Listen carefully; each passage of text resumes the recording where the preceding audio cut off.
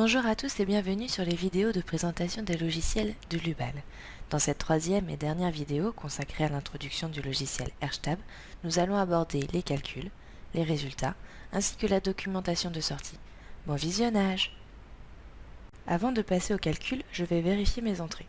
Pour cela, je vais dans Outils, puis Contrôle de plausibilité.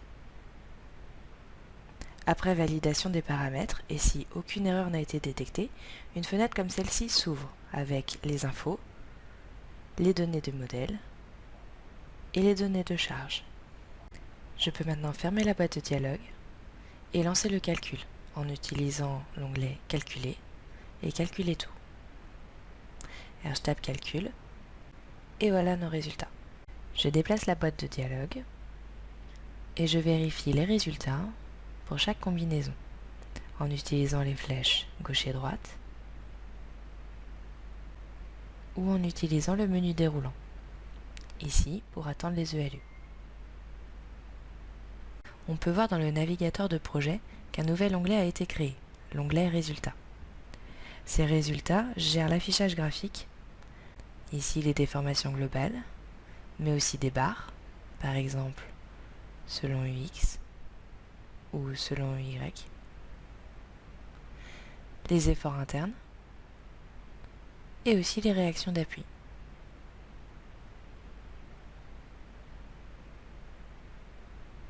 Vous pouvez les sélectionner pour vérifier l'affichage et contrôler vos résultats.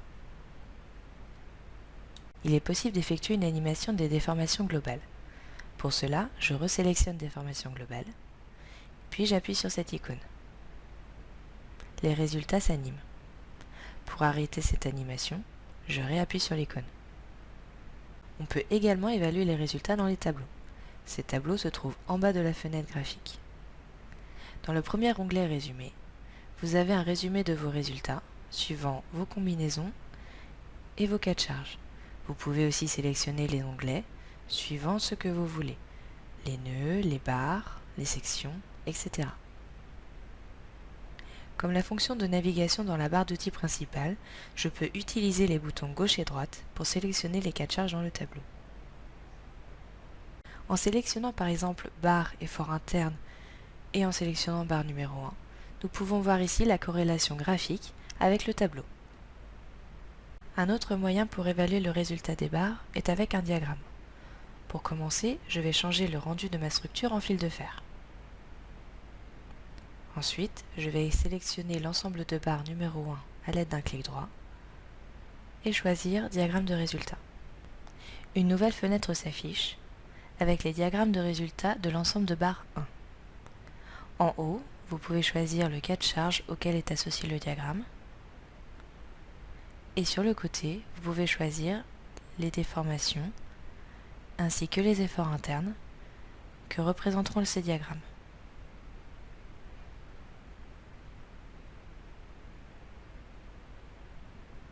Je ferme la fenêtre. Maintenant, j'en viens à la documentation. Avant d'envoyer les données d'entrée et de sortie à l'imprimante, Erstab crée un aperçu nommé rapport d'impression. Ce rapport est modifiable et ajustable selon vos besoins. Pour cela, je sélectionne Données, puis j'effectue un clic droit sur Rapport d'impression pour créer un nouveau rapport d'impression. Je peux y choisir mon modèle, soit créé par Erstab, soit créé par moi en cliquant sur ce bouton. Je valide par OK et Erstab crée ce rapport d'impression.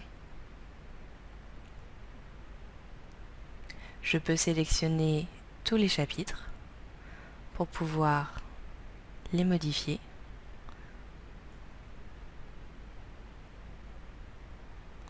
afficher ou désafficher les paragraphes que je ne veux pas,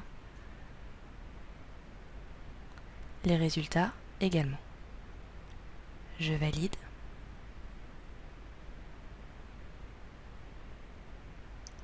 et je peux voir que Erstab recrée automatiquement le rapport d'impression selon mes envies.